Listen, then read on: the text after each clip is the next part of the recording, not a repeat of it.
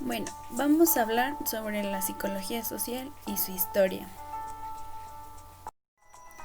¿Qué es la psicología social? Bueno, la psicología social estudia la conducta y el funcionamiento mental de un individuo como consecuencia de su entorno social. Ahora veremos la historia de la psicología social.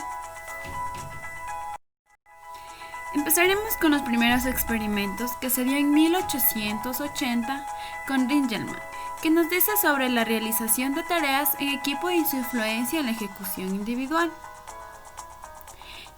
Esto nos hablaba sobre un experimento que se hizo con un grupo de personas que tiran de una cuerda atada a un instrumento que mide la fuerza de tracción. Nos decía que mientras mayor era el grupo de personas, menor era la fuerza que estos empleaban para tirar. Es decir, que a medida que el número en cada grupo aumentaba, la aportación individual se reducía proporcionalmente al aumento de las personas. En 1897 hablamos de la facilitación social, que nos mencionó esto Norman Triplett. Nos dice que es la tendencia que tienen las personas a ejecutar mejor tareas simples cuando son observadas por otros, a cuando se encuentran solas. Pero también, sin embargo, hay tareas complejas que son ejecutadas a un nivel inferior en estas situaciones. Aquí nos habla sobre la influencia de la presencia de público en la ejecución de la tarea. Ahora vamos a ver los primeros manuales que se dio en 1908. Esto fue por McDougall. McDougall nació el 22 de junio de 1871 y murió en 1938. Él fue un psicólogo que escribió textos altamente influyentes y fue particularmente importante en el desarrollo de la teoría de los instintos.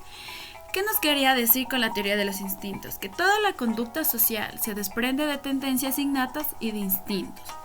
Ahora vamos con Ross. Ross nació en 1866 y murió en 1951. Él nos decía que la psicología trata de comprender y explicar las uniformidades en los pensamientos, creencias y voliciones que son consecuencia de la interacción de los seres humanos entre ellos. Es decir, las personas están fuertemente influidas por los demás, ya sea que estos se encuentran físicamente presentes o no. Ahora hablaremos sobre la medida de las actitudes que se dio en 1929 por Thurston y Shape. Nos habla sobre que hay un objetivo de medir una actitud hacia la religión. Esta escala, a diferencia de otras, se centra en el sujeto o persona y también se centra en el estímulo. Nos dice que se basa en la creación de un conjunto de enunciados sobre los cuales el entrevistado debe mostrar su nivel de acuerdo o desacuerdo. Ahora vamos con el inicio de la psicología social. Esto se dio de 1930 a 1940. En 1934 hubo el primer instituto de sondeos de opinión pública. En 1935 existe Kurt Lewin, quien fue el fundador de la psicología social moderna. Él nació en 1980 y además fue el creador de la teoría de campo que ha servido de base para desarrollar investigaciones sobre las dinámicas grupales. En 1936 existió la Sociedad para el Estudio Psicológico de los Temas Sociales. Ahora vamos con la etapa posterior a la Segunda Guerra Mundial de 1939. Empezamos con Asch, 1956. Nos habla sobre la conformidad y esto nos quiere decir que el comportamiento de los seres humanos ante la presión social. Esto nos dice que se demostraron significativamente el poder de la conformidad en los grupos.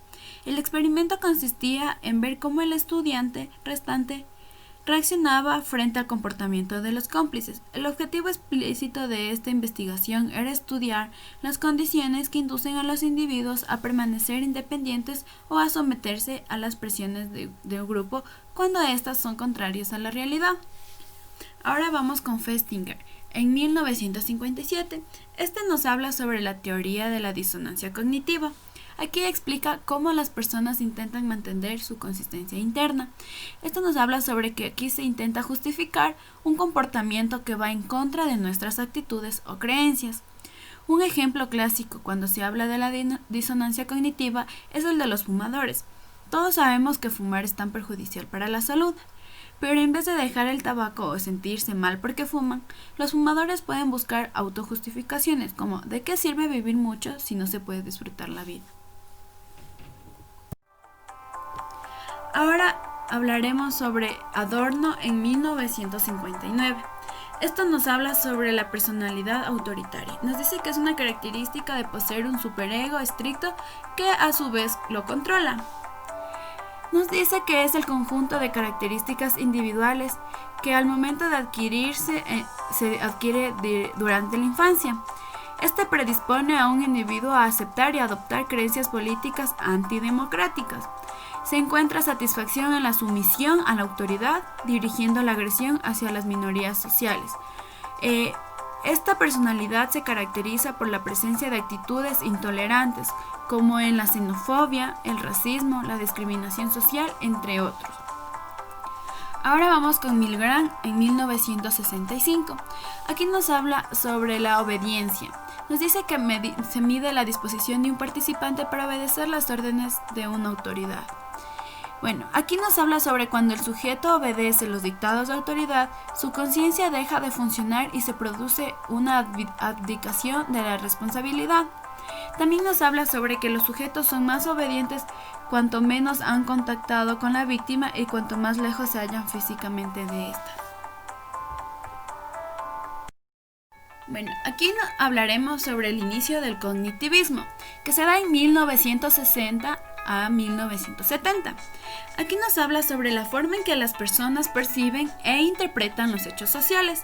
Aquí se da el inicio de los estudios sobre procesos de atribución por Kelley, Jones y Davis. En 1980 a 1990 se da el interés por cómo percibe y se procesa la información social. Por último, en 1990 existió un mayor interés en el papel de la cultura sobre el comportamiento. Aquí existen nuevos temas sociales. Puede ser salud, interculturalidad, identidad, sexual, etc.